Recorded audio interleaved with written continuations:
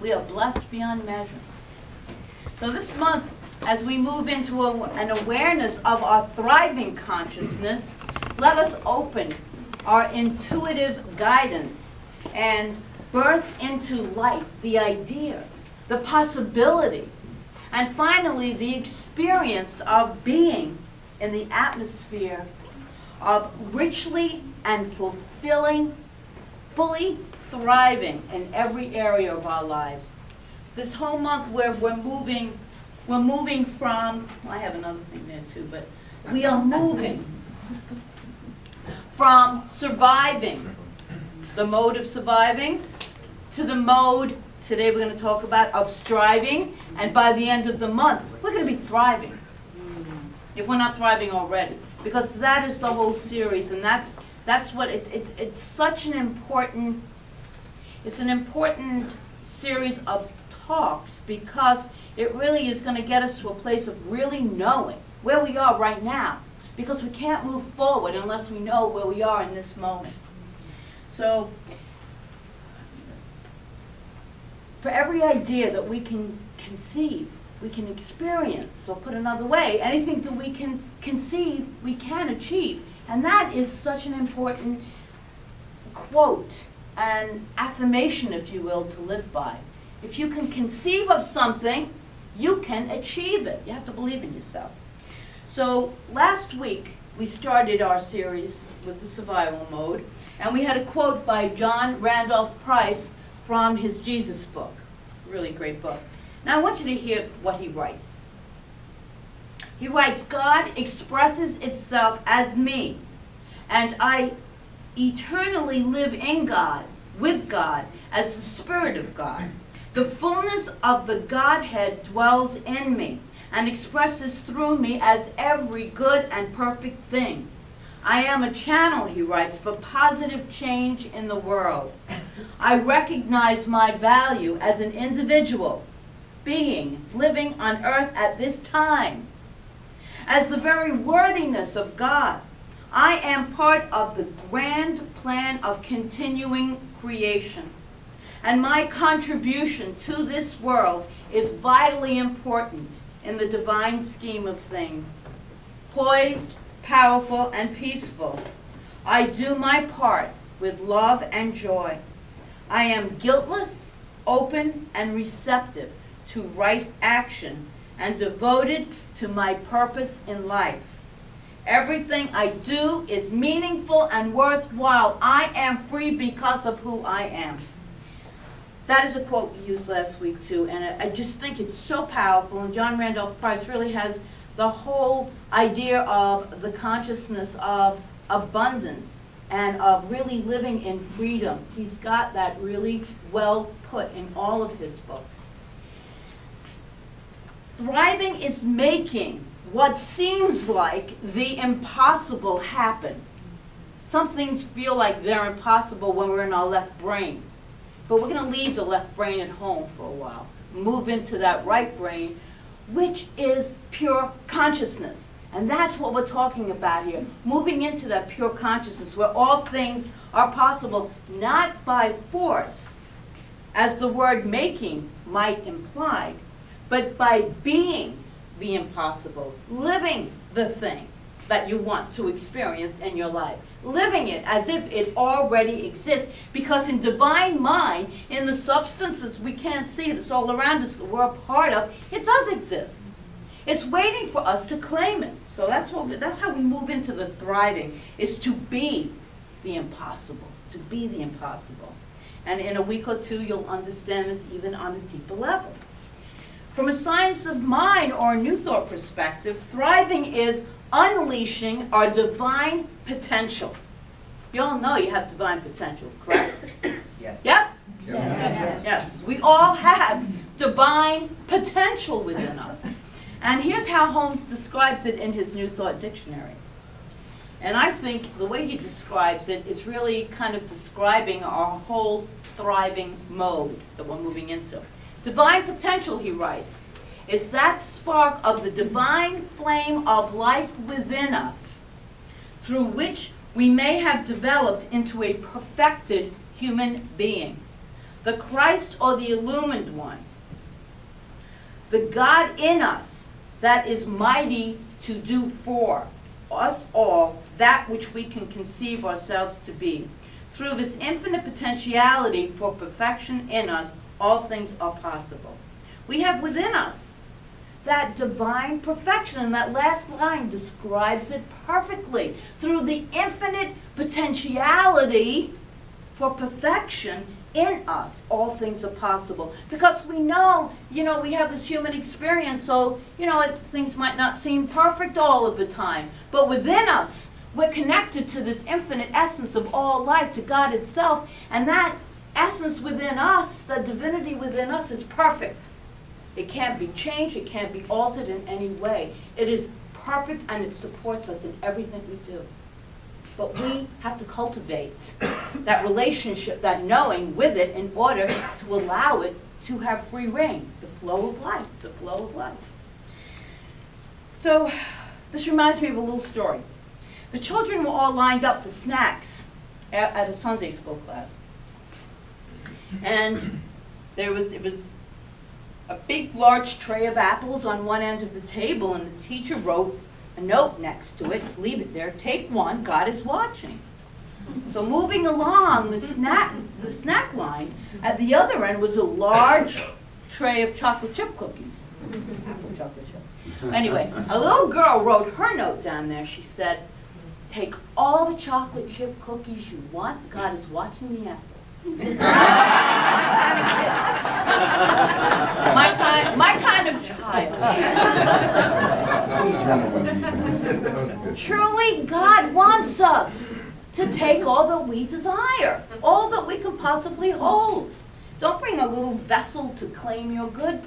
I always think of one of those cement trucks or something, a pickup truck. Bring a whole big truck to allow your good to flow into your life, because as much as you can hold, you will receive. This is the great giver of all good. So today's talk is entitled Uncovering Your Striving Strategies, but it also could be entitled Know Thyself, or What Got Me Here Won't Get Me There. I'm going to get into that. I like that. So what got me here won't get me there. Last week I quoted from Michael Beckwith's series of CDs and books on life visioning. And he describes 4 stages of evolution of our souls. And so I'm going to briefly just go over what they are, because they go in with this talk. The first mode is victim consciousness. That's the surviving mode that we spoke of last week. It's where we find life happening to us.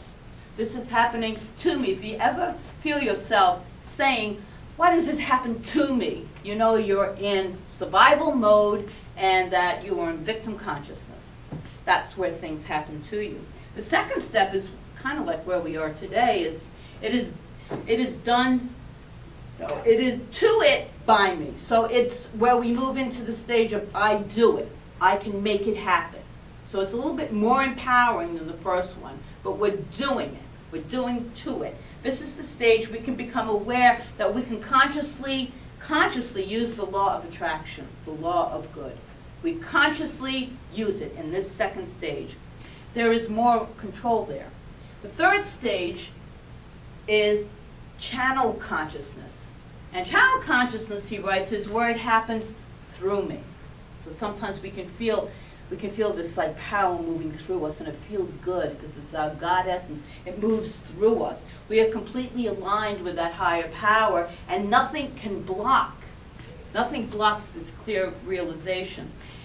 But the fourth stage is the one that we might get a glimmer of once in a while. It's the being consciousness. It's when you are being life. Life is not happening to you, it is happening as me. As me. So life is happening as me. And this stage is when we really are in total alignment, and we feel the joy, we feel the peace, we feel the love when we're in that stage. But as I say, we go in and out of all of these different aspects because we're divine spiritual beings that are having this human experience. So to recap, 1, life is happening to me, we're in survival mode. We evolve and we make it happen to life. So here we are consciously creating, but this is the striving mode, which is a lot better than surviving, that's for sure.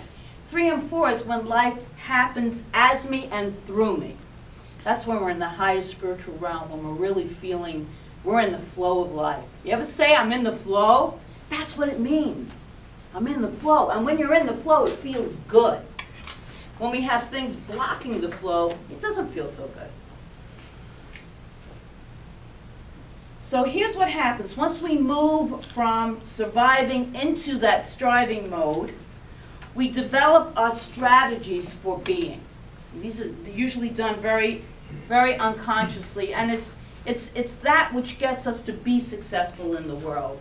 They become, these modes of operating, who we are up to a point. This can be very effective. This is a really complex but really practical mode of operating in. So I want you to really hear this as I'm conveying it, because it really is so true. It really is so true.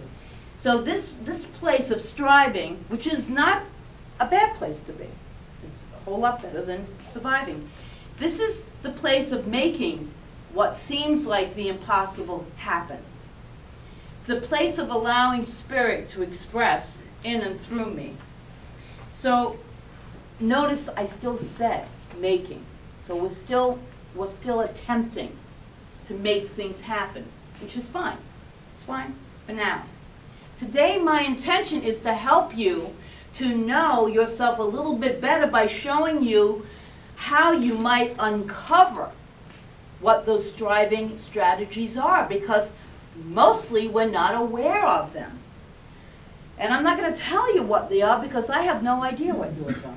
I only know what mine are.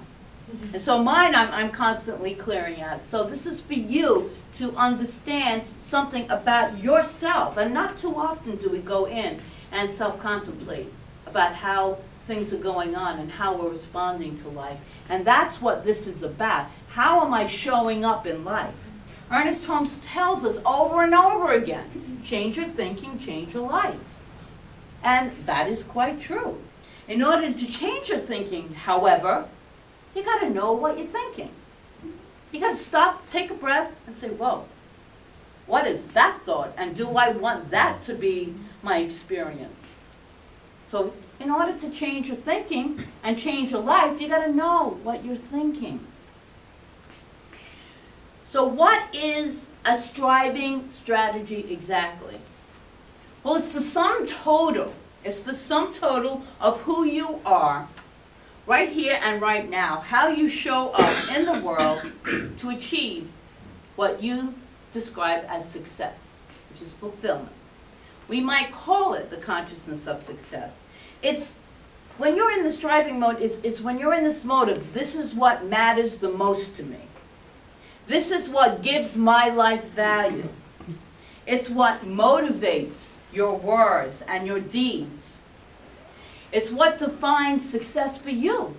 Because success for one person could be something totally different for someone else. Most of this is completely unconscious and automatic. And remember, this is the striving mode where we make things happen. And here's the paradox when you're in this. Love paradoxes. It's the source, okay? It is the source of your success up to this point. Because you really did all the right things, you're thinking the right thoughts, you're moving right ahead with the plan, and you're just in that mode of operating. But it's also, at the same time, the source of your limitation to go beyond a certain point. And that is why today's talk could be entitled, What Got You Here Won't Get You There. It's like stepping out of the box a little bit. You know, we've got it set up, we've been operating, it's been good, but maybe we want something more expansive that looks impossible, and that's when we let go and let God. And that's all next week. Surrender is all next week. And we're grateful for everything that has gotten us up to this point. Because everything that's gotten us to this point has done just that. we're here. It's good. Life is good. It's brought us here. So we love and we bless everything. We bless it. We love it. But I think, are you ready to move to another plateau, another way of being? Yes. Yes. Do you want to release your divine potentiality? Yes. Do you want to thrive? Yes. Yeah, me too. Well, you've all heard the saying, if you keep doing what you've always been doing, you'll keep getting what you've always been getting. So, sometimes, and the left brain doesn't particularly like this, change is necessary. Change is needed. A little change here and there. Stir it up a little. It's time to move beyond the striving strategies and thrive. Now is the time. And I'm going to quote Tracy Goss in her book, The Last Word on Power. She gives some great examples of striving strategies. See if you recognize any of these within yourself. Because one person's striving strategy might be a little different than someone else. Someone might be the person that being able to fix whatever is broken. Okay, something breaks, I can fix it right away. I know I do that sometimes. I like to go right to the solution, but whatever comes up in life though, this person responds by looking for something broken to fix. See, that's what we're subconsciously, that's subconscious. So much in there. If we're only using, 3 to 5% of our conscious mind, all the other stuff that we're creating is all just coming out of old beliefs and raised consciousness and everything. So it's that could be your mode of operating. This is self-contemplation. Another person's strategy might involve doing the difficult thing that no one else wants to do. So this person is always willing to take on the dirty job, not afraid to get some grit and grime on them, figuratively and literally. Another person might be taking control of any situation. I'm there. Take control of the situation. They immediately jump into a leadership whenever the slightest opening occurs. And these are not particularly bad modes of operating, but we're still in the striving strategy when we're in any of these. The particulars of each person's own strategies are always unique, because we're unique beings. But they are always the way that you, as an individual, might have learned to win. This is the only way to do it. There is no other way. So according to Tracy Goss, your strategy is not what you do. It is the source of what you do. It is a manifestation of who you are being. The times when you speak and listen, the choices you make of what to pay attention to and what to ignore, the conclusions you draw, the deals you engage in, and the actions you take are all, she writes, are all expressions of the striving strategy that has brought you success or survival in the past. So as long as your strategy is your ground of being, it will never occur to you to take any action beyond it. So this is where the thriving starts to come in, because we're moving out of our normal, the way we've been taught, mode of operating. We're moving into a more expansive way of showing up. And we are such genius creators, if we believe it. If we believe it. It's beyond the limits of the striving strategy. So we're just moving out of that.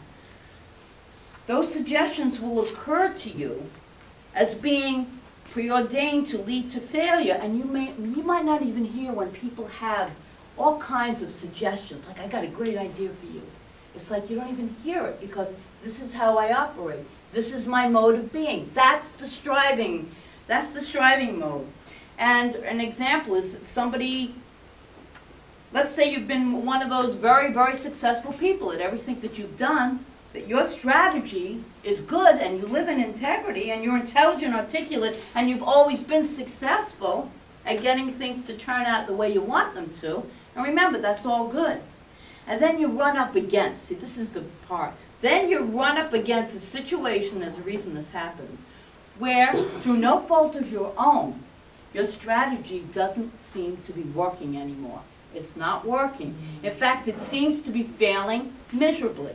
And someone comes along and tells you, you know, you really didn't do anything wrong. And there is nothing you can do to make this happen. You just have to trust. Trust isn't in the striving strategy. You have to trust. You have to know that there is a higher power, that there is God who is in charge, and the unfolding is perfect of this process. But again, it's the trust. It's the trust. And if your striving strategy is to make it happen by doing the right thing, you might not be able to hear what that person's saying, because the issue of trust then comes up. Because what does trust mean? What are we trusting? Well, trusting in a power for good. There is no room for God when you are in the striving strategy. When we are striving in life to get things done, there's very little room for God, so that divine potentiality can't flow through. It can't flow through there. Your striving strategy is so ingrained that it has become a part of who you are. But we can always change behaviors. Remember that. You can always change behaviors. You might find it difficult, if not impossible, to give up or even sacrifice the fondest hopes and aspirations for the sake of your strategy, because you're familiar with it. You've always operated this way, telling yourself that you're being realistic. I love that. Yeah, anyone ever say that to themselves? Or have someone say, be realistic in this situation? Well, that might not be your thriving mode of operating. Step out of the box that you put yourself in. It's not real. It's not real.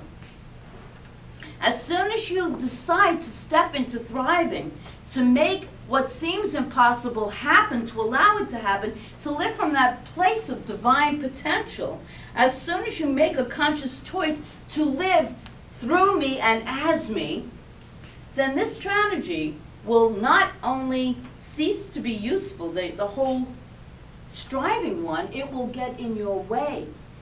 It will get in your way. So to move into that thriving, you've got to trust in the power of God, this creative force for good, always. And our mantra today, what has gotten you here won't get you there. So a little shift. Be willing. All we need, as we say in radical forgiveness, is that little bit of willingness.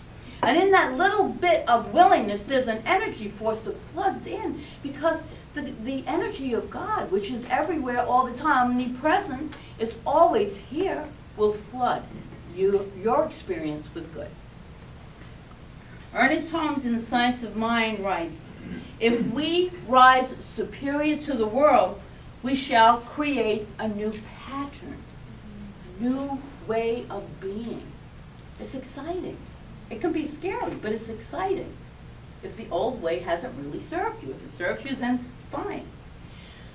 The way to reveal your surviving strategy is to unveil its anatomy. And everyone's is entirely different.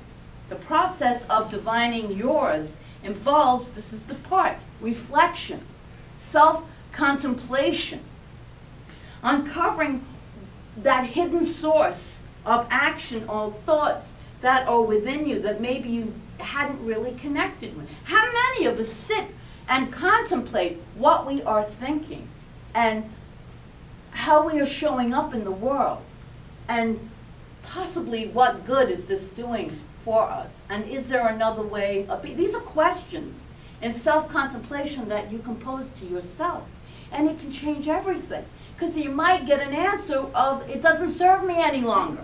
I want something different, something better. I want to show up and experience more joy, more freedom in my life. That's how you move into the thriving mode, but you got to be a little willing to, everything's going to be a little different. It's going to be a little different. So, you must start learning more about how you are showing up. And there are 3 questions you can ask yourself. and I'm going to make them condensed. The first one is, what am I focusing on? Because most of the time we're not even aware, because our thoughts never stop. They're endless, continuously thinking. It's like, take a breath. What am I focusing on? Oh my goodness, I can't believe I was focusing on that. That's the exact opposite of what I wanted in my life. Because remember, everything we're focusing on, we're creating. Create the good life. Create the good life. Second, what action am I taking? Because you might find that this is the mode I want to move into, but what action are you taking? Just self-contemplation here. And the third one is, what is the desired outcome of my life? What, really, who thinks about this? Maybe you do. What is the most important thing to me in my life right now? What's the most important thing? Just sit with that. Just sit with that in quiet contemplation. You'll be surprised at some of the answers that come through. Really, they're not exactly what you would have thought they would have been. But you got to trust that there is a powerful, that there is a supreme intelligence, a wisdom that is always operating, but is always functioning, that is always moving through the substance of energy that we call consciousness. And we are part of that consciousness. So why is it spiritually important then for us to identify our striving strategies? Well, because until we identify it, we can't move beyond it. We can't expand. We'll stay striving in the by me mode, because I got to make it happen, because if I don't make it happen, it won't happen. I operated in that a long time, still do sometimes, go in and out of all of them. But I found it's so much easier when I just take a breath, step back, and say, okay, the highest and best good is unfolding here. I just know it. And take the actions when necessary. Doesn't mean you just don't do anything, but you're not forcing, because that force is resistance. It blocks the flow of good in our lives. It blocks it. It just does energetically. That's real. It's a fact in my mind, so you can make up your own. By becoming aware, though, of what it is that's blocking your good and understanding how it all works, that's, as I said before, it's when we can go beyond it. That's when the greater spirituality that is within us can function. The through me and the as me mode, that's where we want to be. Because what is moving through you? What is moving as you? It's that divinity within. That limitless potential of so much good. So many gifts that we have that we don't even know that we have. That once we connect with them, whoa! Your whole life changes. It's exciting, enthusiastic. I'm going to skip all that stuff. In his book, so many words. In his book, because I love Ernest Holmes, Lessons in Spiritual Mind Healing, Ernest Holmes writes, in expressing more life, we are expressing a greater degree of the infiniteness of spirit. We are more completely personified in it.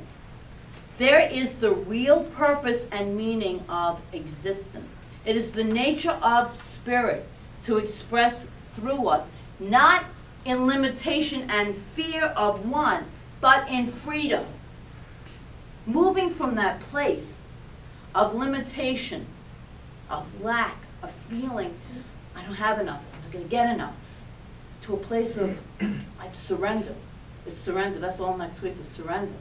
And then we let go and we let God. God is the source of all of our good. It's real. But we have to believe it. To the degree we can believe it, then we will experience it.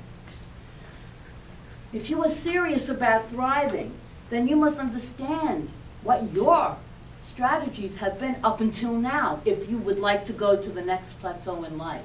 That means to have that willingness, that openness. If you are serious, really serious about thriving, I propose that you must not only grow reflective enough to be able to distinguish what your strategy is, but begin to engage yourself in a new conversation. So we have conversations with ourselves, no? All the time. All the time. It's non-stop, only when we sleep. And then we have, God, I had some bizarre dreams that night. Then we have this whole technicolor world of bizarreness. But it's another parallel universe. I mean, it's all existing. But our thoughts, our human thoughts, our left brain is asleep. Our consciousness never sleeps. So this is where the possibility of thriving begins. This is where it begins. And next week, we're going to look at, closer look at this possibility. And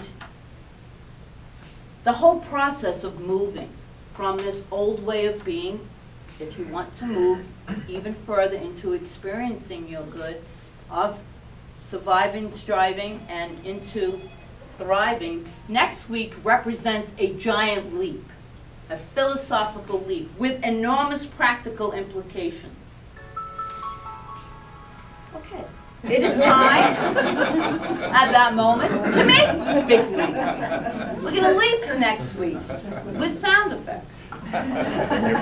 We're going to leap into a state of peace, of joy, of freedom. You know, we talk about these things. Let's start to experience them. Let's live them. Because this is how we develop that whole thriving state of being. And that's what feels the best. So to end this, I just want to read this from Holmes, from this thing called You. He wrote this, and I love this. He said, "Learn how to think abundantly. Think of the vastness of everything, the limitlessness of space, the numberless grains of sand on the seashore. How abundant, how lavish nature is. Learn to see abundance in everything, to multiply the good you already possess. Be consciously one with the law of abundance. Expectancy will speed your progress." So let us then take that with us, enthusiastic expectancy, expecting good and more good, of every kind, beyond, we don't have to define it, just setting that intention of expecting good, more of this abundant, loving good in every form, everywhere I go. It activates the law and you start thriving. And you can't really sit down and plan it. It's God's action. It's the higher self action taking place and bringing about experiences in your lives that you know you could never have sat down and planned. If you look back at certain things in your life and how you got from here to here, which is good, and now you want to move further, but you look back and you say, well, I set the intention. I had no idea that all these other things would just fall into place, fall into place, fall into place. And that's when we're trusting in this power, this process of God unfolding in our lives. Because we're talking about a loving God, a giving God. And so this is all part of moving into the thriving mode of being. So I ask you to join us next week as we do our release. We release, we let go, and we let the good flow. So it is.